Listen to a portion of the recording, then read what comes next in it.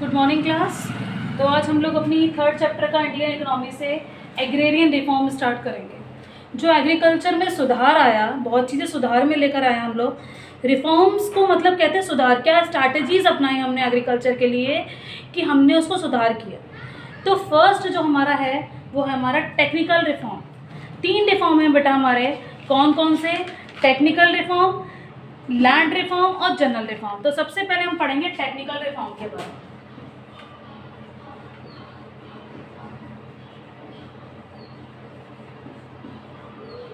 Technical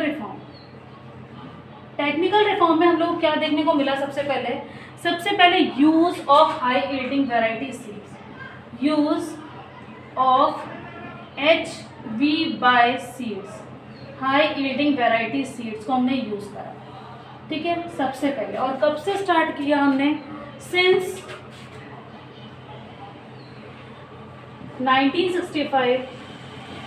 ठीक है, 1965 में हम लोगों ने हाई यील्डिंग वैरायटी सीड्स को किसको रिप्लेस करके हाई यील्डिंग वैरायटी सीड्स लेकर आए? कन्वेंशनल वैरायटी को सीड्स को हम रिप्लेस करके क्या लाए बेटा? Replace the conventional variety.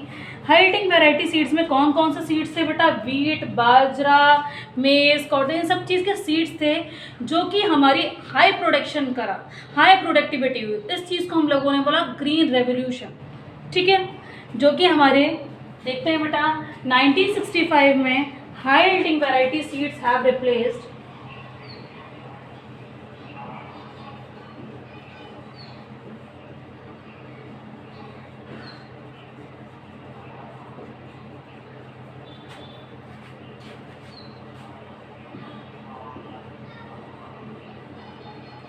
किसको कर दिया बेटा? Conventional varieties. बहुत सारे वैरायटी के सीड्स थे हमारे, उसको जो पुरानी वैरायटीज चली आ रही थी हमारी सीड्स की, उसको बिल्कुल ख़त्म कर दिया। ठीक है, अब बेटा क्या लेकर आए हम लोग के? हाई यील्डिंग वैरायटी सीड्स कौन कौन से हैं? बाजरा, ठीक है, वीट, ठीक है, वीट, मेज, कॉटन, ठीक है, मेज, राइस, कॉटन,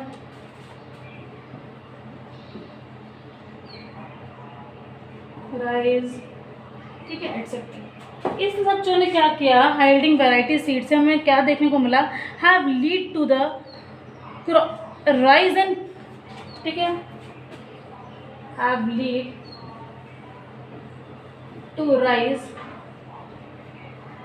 क्रॉप प्रोडक्टिविटी। जो क्रॉप प्रोडक्टिविटी थी हमारी क्या बढ़ गई? बढ़ गई क्रॉप प्रोडक्टिविटी, राइज हुई। ठीक है, किसको यूज करने से? हाई यील्डिंग वैरायटी सीड्स को यूज करने से हमारी जो प्रोडक्टिविटी थी वो बिल्कुल राइज हो गई। ठीक है, उसके बाद हम लोगों ने देखा कि this is properly known as a green revolution. उसको क्या कह दिया?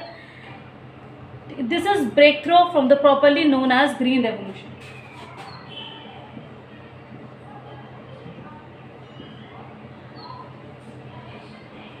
As green revolution.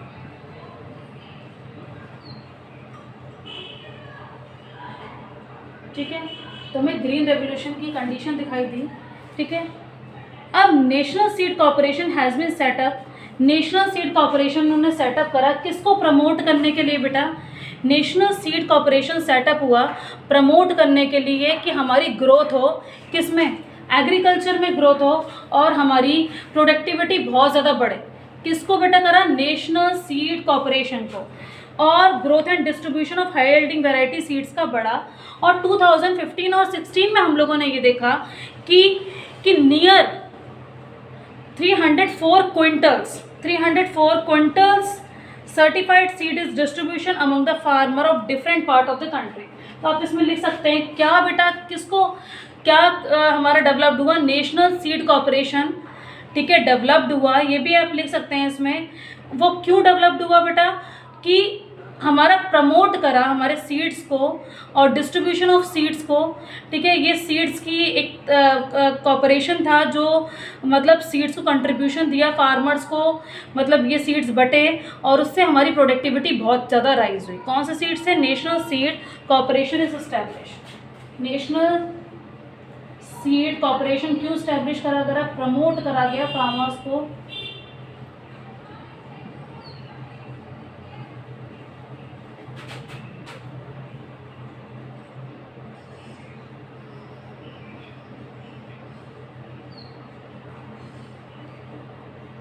Is established. ठीक है, सेकेंड पॉइंट हम लोग को क्या देखा कि टेक्निकल रिफॉर्म में सबसे पहले हाई यील्डिंग वैरायटी आई, तो हमारी बहुत हाई यील्डिंग वैरायटी सीड्स आए, तो हमारी जो एग्रीकल्चर सिस्टम है थोड़ा सुधार आया। यूज़ ऑफ केमिकल फर्टिलाइजर्स, हमने किसका यूज़ करा, केमिकल फर्टिलाइजर्स का।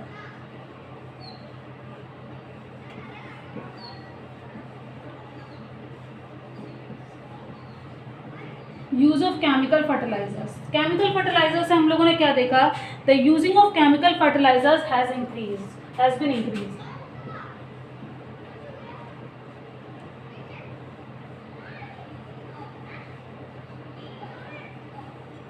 जो केमिकल फर्टिलाइजर्स हैं जो हम खेतों में डालते थे उसका हमने यूज करना हैज बीन इंक्रीज्ड, उसका यूज़ करना इंक्रीज हो गया। ठीक है, ज़्यादा से ज़्यादा फार्मर्स यूज़ कर रहे थे, which led to increase in productivity, उससे क्या हुआ, प्रोडक्टिविटी बढ़ी,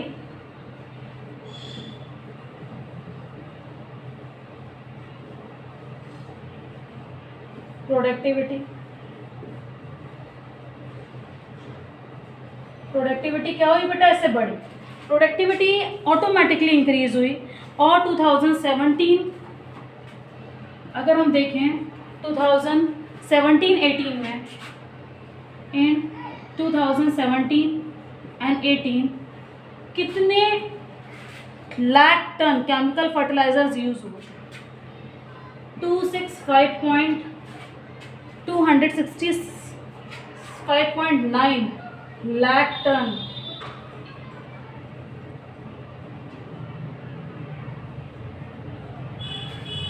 इतने lakh tonnes of chemical use.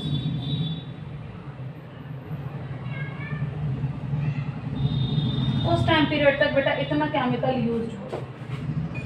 ठीक है, तो दो चीज़ें हैं हमारी, केमिकल फर्टिलाइजर्स यूज़ करें तो हमारा बहुत कुछ सुधार आया। नेक्स्ट जो पॉइंट है वो हमारा है use of insecticide and pesticide. कितना यूज़ करा हमने इंसेक्टिसाइड्स का और पेस्टिसाइड्स का, जो हमारे कीड़ा नाशक दवाई आती है, जो हमारे पेस्ट लग जाते हैं, ठीक है, उसके थ्रू मतलब हमारी फसल ख़राब हो जाती है। और फिर हमारा कितना यूज़ करा हमने इंसेक्टिसाइड और पेस्टिसाइड का। थर्ड पॉइंट देखते हैं टेक्निकल रिफॉर्म में।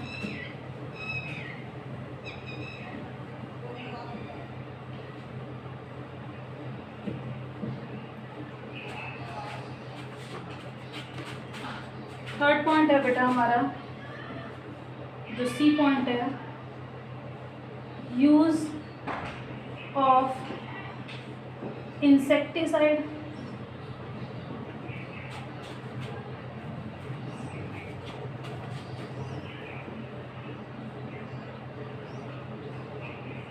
And pesticides.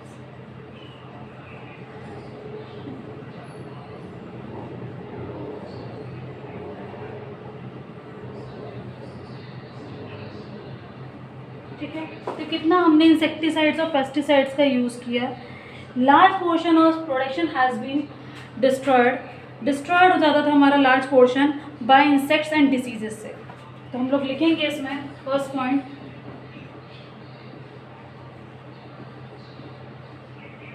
तो लार्ज पोर्शन था हमारा किसमें,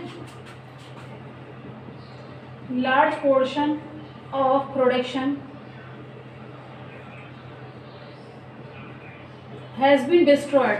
किसमें डिस्ट्रॉयड हो जाता था बेटा, has been destroyed by insects and diseases.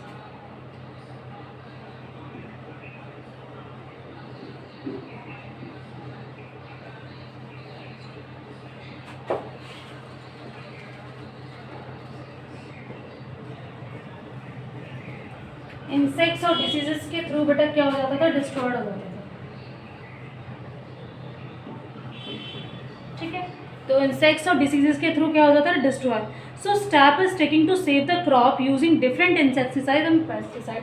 तो हमने एक स्टेप उठाया कि हम फसल को बचा सकें, तो हमने डिफरेंट तरह के इंसेक्टिसाइड और पेस्टिसाइड यूज़ करें। So step to be taken,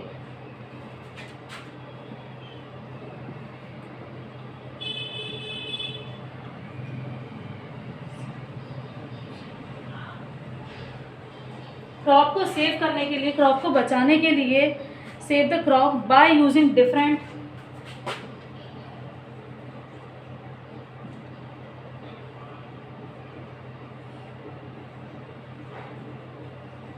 insecticides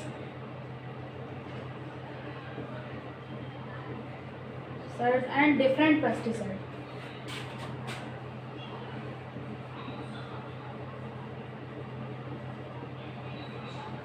ठीक है बेटा, ये दोनों चीज़ें हमें देखने को मिली। अब हम देखें तो 14 सेंट्रल प्लांट प्रोटेक्शन सेंटर बने जो कि हमारी इस चीज़ को यूज़ करा हमारे। ठीक है, कितने बने बेटा, 14 central plant protection has been set up to in their respect. ठीक है, तो कितने बने बेटा, 14 सेंट्रल प्लांट प्रोटेक्शन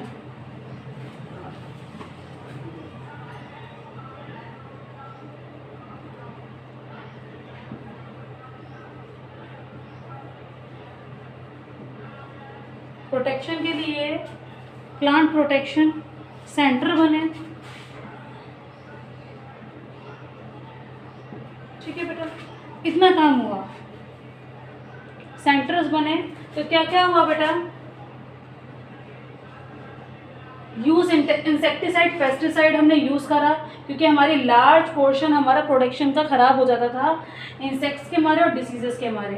तो हमने एक कदम उठाया, एक स्टेप उठाया कि हमें क्रॉप को बचाना है, तो हमें यूज़ करने पड़ेंगे different insecticide pesticide. 14 central plant बने, प्रोटेक्शन सेंटर्स बने, किसके लिए बेटा, इन सब चीज़ों क्रॉप्स को बचाने के लिए। ठीक है, नेक्स्ट है scientific form of management practices.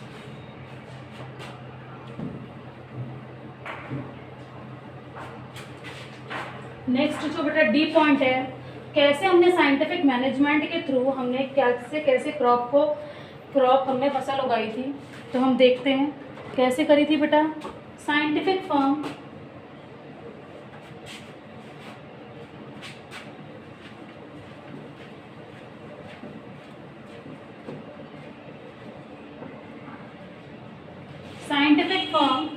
ठीक है, scientific form management practice.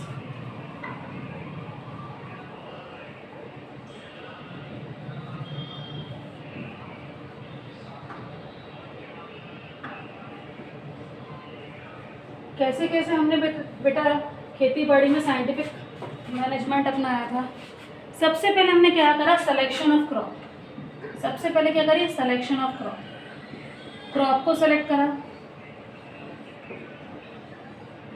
Selection of crops को सेलेक्ट करना है। दूसरा काम क्या करना है हमें, प्रिपरेशन ऑफ सॉइल। वो इस सॉइल पे हो सकता है कि नहीं हो सकता है, ये वाली क्रॉप इस सॉइल पे हो सकती है।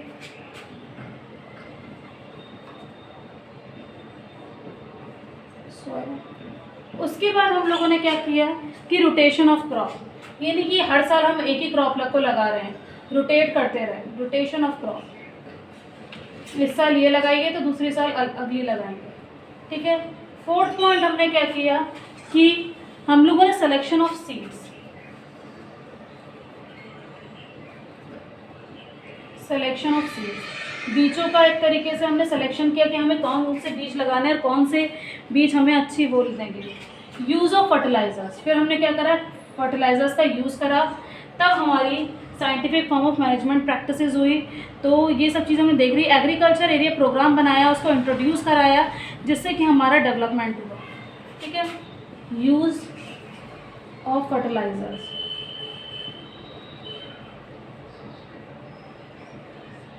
ठीक है, ये चीज़ें हमने अपनाई थी साइंटिफिक मैनेजमेंट टेक्निक्स में। ठीक है, 22 एग्रीकल्चर यूनिवर्सिटीज़ हैं ठीक है, वर इस्टेब्लिश, साइंटिफिक फॉर्म मैनेजमेंट को अपनाती हैं। ठीक है, 23 यूनिवर्सिटीज़, एग्रीकल्चर यूनिवर्सिटी एस्टैब्लिश हो गई हैं जो कि प्रमोट करती हैं एंड रिसर्च करती हैं साइंटिफिक कल्टीवेशन का। कितनी यूनिवर्सिटी बेटा? 23 यूनिवर्सिटीज़ हमारी आज सेटअप हैं। 23 यूनिवर्सिटीज़ एग्रीकल्चर यूनिवर्सिटी वर इस्टेब्लिश्ड। ठीक है, ये पॉइंट भी लिख लेंगे आप। ठीक है, नेक्स्ट जो हमारा फिफ्थ पॉइंट बचा है, ई पॉइंट, ये बेटा हमारे टेक्निकल रिफॉर्म के 4 पॉइंट हो गए। जो ई पॉइंट है उसमें क्या कह रहा है? Mechanised means of cultivation.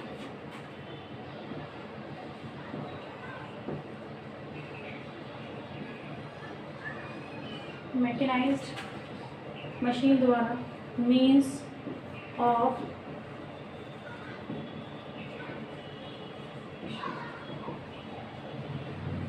Mechanised means of cultivation. Mechanised means of cultivation क्या है? Using the modern technology has increased. हमने मॉडर्न टेक्नोलॉजी का यूज़ करना बहुत ज़्यादा इंक्रीज कर दिया। ठीक है, तो फर्स्ट इसमें डाल के रखेंगे यूज़। ठीक है, किसका हमने यूज़ करना स्टार्ट कर दिया? Use of modern technology has been increased. ठीक है,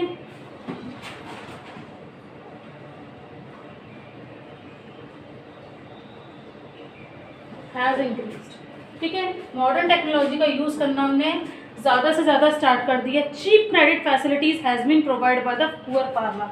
और चीप क्रेडिट फैसिलिटीज़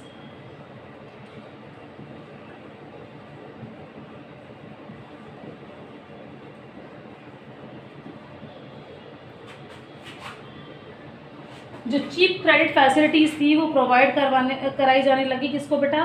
फार्मर्स को।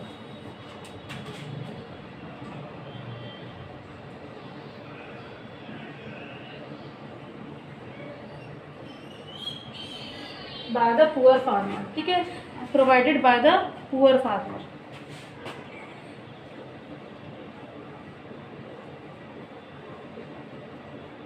फार्मर्स के पास या पैसे नहीं होते थे खरीदने के सीड्स वगैरह, तो उन लोगों को, तो इसके लिए बहुत सारी cooperation society, regional rural bank, industry set up करी गई थी जिससे कि उनको ये सब चीज़ें मिल रही थी। ठीक है, तो लिख लो बेटा इसमें क्या क्या सेटअप करा गया था। ठीक है, कॉपरेशन सोसाइटी, कौन सी कोऑपरेटिव सोसाइटी थी? कोऑपरेटिव सोसाइटीज़ थी। कोऑपरेटिव सोसाइटी से हम लोग को मिलता था regional rural bank, regional rural bank के द्वारा इनको बहुत ज़्यादा सहयोग मिलता था। ठीक है, और एग्रो इंडस्ट्रीज़, जो एग्रीकल्चर इंडस्ट्रीज़ होती है उसके द्वारा। ठीक है, इनको ये सब चीज़ें चीप क्रेडिट फैसिलिटीज़ प्रोवाइड होती थी इन सब चीज़ों के द्वारा। ठीक है, ये सब चीज़ सेटअप करी गई